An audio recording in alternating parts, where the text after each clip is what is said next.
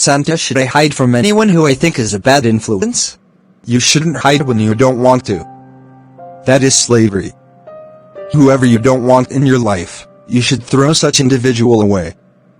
But don't forget, the people in your life determine your happiness. So, does this mean that I should stay around only excited people?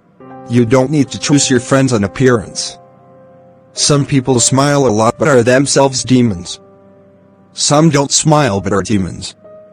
You need look into characters, behaviors and how a person thinks. These will guide you. It will ensure that you stay amongst the right individuals. Don't you feel tired standing there? Take a sit.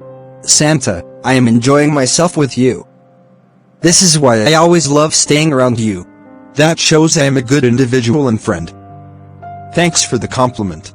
We should always contribute positively to the lives of those around us who are good.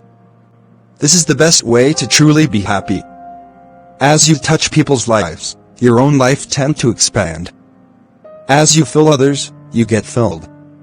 The more you help others out, the more excited our core being gets. I don't see why I wouldn't succeed. I already have the right friend around me, which is you. I realize that I don't need 100 friends for me to be happy. I only need quality minds.